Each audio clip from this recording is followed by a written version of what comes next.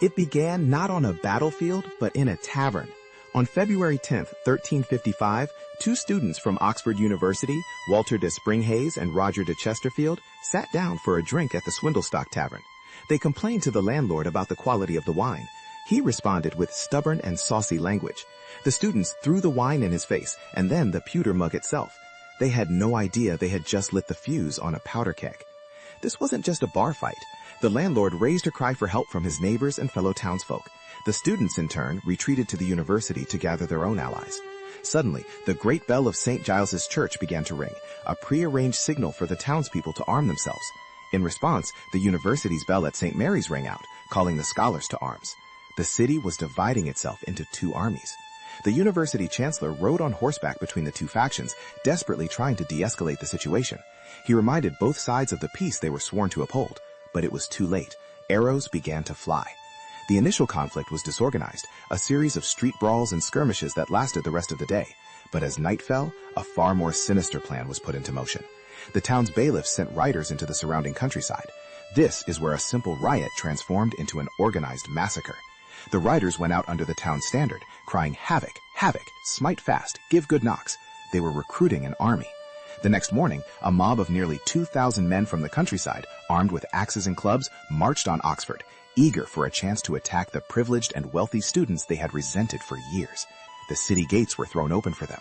The scholars, hopelessly outnumbered, barricaded themselves inside the university's colleges and halls. What followed was a brutal 2-day siege. The mob broke down the doors of the academic halls, hunting for students and faculty. They ransacked rooms, stole valuables, and, in an act of symbolic hatred, burned any book they could find. This wasn't about wine anymore. It was about destroying the university itself, the source of their perceived oppression. The violence was horrific. Accounts claimed that scholars were murdered and their bodies mutilated. Some were scalped, an act of extreme contempt, mocking their clerical tonsures. At least one account speaks of the mob parading through the streets with the captured university standard, shouting insults. The town's friars, who were supposed to be neutral, allegedly followed the mob, carrying crosses and offering last rites, not to the dying, but to any scholar they found. By the end of the second day, the university was shattered. Dozens were dead. Estimates range from 60 to 90 people, mostly from the university side. Many more had fled the city. The remaining scholars were prisoners in their own halls. The town of Oxford had won a brutal, decisive victory, but their celebration would be short-lived. They had forgotten one crucial detail. The university's most powerful protector wasn't its chancellor, but the King of England himself. When news of the massacre reached King Edward III, his response was swift and furious. The university was a jewel of his kingdom, a producer of the educated clerics and administrators who ran his government. An attack on the university was an attack on the crown. He issued a royal writ, stripping the town of its rights and placing it directly under the authority of the university. The leaders of the mob, including the mayor and bailiffs, were arrested and thrown in the Tower of London. Here is where this story resets from a simple riot to a tale of centuries-long revenge. The king's judgment wasn't just about punishment, but about permanent humiliation. A new charter was drawn up, granting the university sweeping powers over the town. The chancellor was given the authority to tax the town, control the market, and even had jurisdiction over the town's legal system. The university effectively became the ruler of Oxford. The town had won the battle, but lost the war in the most crushing way imaginable. But that wasn't enough. An annual penance was imposed. Every year on St. Scholastica's Day, the mayor of Oxford and 62 other leading citizens had to march bareheaded through the streets to the university church. There, during a memorial service for the slain scholars, they had to offer a tribute of 1 penny for every scholar killed. This ritual of public humiliation was designed to be an eternal reminder of the town's crime and its subsequent subjugation. This leads to the question that most historians focus on. Why was the hatred so intense? How could a dispute over wine lead to such savagery? The answer is that the wine was merely a pretext. The riot was the explosion of a century of resentment. This was a classic town versus gown conflict, a struggle for power, resources, and legal rights that was common across medieval Europe's university towns, but nowhere was it more volatile than in Oxford. The university held a special status called benefit of clergy. Essentially, anyone affiliated with the university, from a professor to a 14-year-old student, could claim to be a cleric. This meant they couldn't be tried in the town's criminal courts. If a student committed a crime, assault, theft, even murder, they were tried by the lenient university courts, often receiving a slap on the wrist. The townsfolk saw this as a license for the students to run wild without consequence. Economically, the university was a parasite in the eyes of many townspeople. It was a major landowner that paid no taxes. Its members competed with local businesses. Students were often seen as arrogant, drunken, and violent, yet they were protected by a separate legal system. The St. Scholastica's Day Riot wasn't a sudden event. It was the inevitable eruption of decades of pent-up anger. The townsfolk were fighting for control over their own city. But the king's punishment backfired.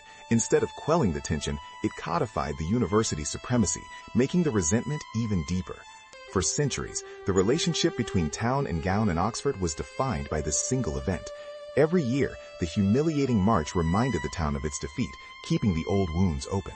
The peace was kept not by reconciliation, but by the threat of royal power. Oxford became a city with a festering, institutionalized grudge. Let's revisit the charter. The document that gave the university its power was incredibly specific. It granted the chancellor the right to set rents, to inspect weights and measures in the market, and to have the final say in almost all civil disputes. He became a de facto dictator. The town was in legal terms a vassal of the university. This absolute power was the ultimate prize, and the university guarded it jealously for centuries, long after the riot itself was forgotten. The annual penance march continued, believe it or not, for nearly 500 years. It became a strange fossilized tradition that most participants no longer understood. Year after year, the mayor would make the walk and pay the fine. But as time went on, the town began to resent the ritual more and more.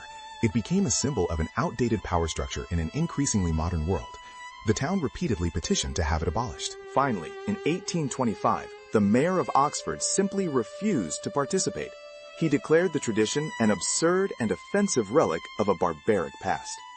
After a period of negotiation and debate, the university finally agreed to abolish the ceremony. The 470-year-old punishment was officially over. The city was, at long last, released from its formal subjugation. But the legacy of the conflict had one more chapter to play out in the modern era. The story should have ended there, but here is a detail that shows how deep the memory runs. In 1955, on the 600th anniversary of the riot, a remarkable event took place. The mayor of Oxford was awarded an honorary degree from the university.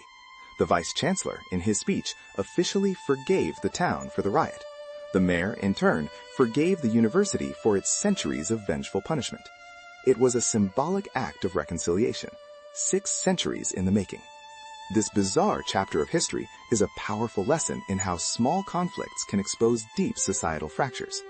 The students and the landlord were not the cause of the riot. They were just the spark. The real fuel was a toxic mix of legal inequality, economic resentment, and cultural clashes.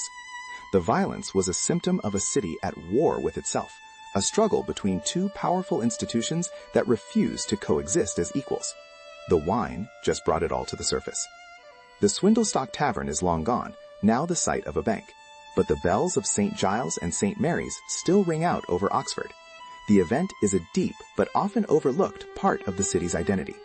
It serves as a chilling reminder that the line between academic debate and street warfare can be dangerously thin, and that resentment, left to fester for generations, can lead to an explosion of violence that echoes for centuries.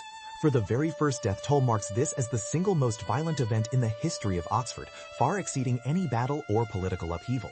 It's a strange superlative for a university town renowned for its intellect and reason. It proves that even in the highest seats of learning, the most primitive human emotions of anger, jealousy, and tribalism can take over with devastating consequences. The brawl over bad wine left a deeper scar than any war.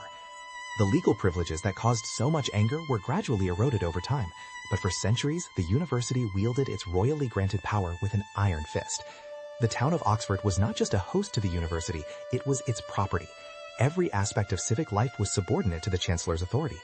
The citizens were living under a form of academic martial law, a direct result of their violent 2-day rebellion. We are left with a story of how a triviality can become a tragedy. It's a testament to the fact that historical events are rarely about what they seem to be on the surface. The official cause was bad wine. The real cause was a power struggle that had been simmering for 100 years. The St. Scholastica Day Riot is the ultimate example of a small spark landing on a mountain of dry tinder. The penance march was the most visible part of the town's punishment, but the charter forced upon them by the king included a clause that was considered far more humiliating than any march or fine. It was a specific legal power granted to the university over the town's women, a right that became a source of profound and lasting bitterness for centuries.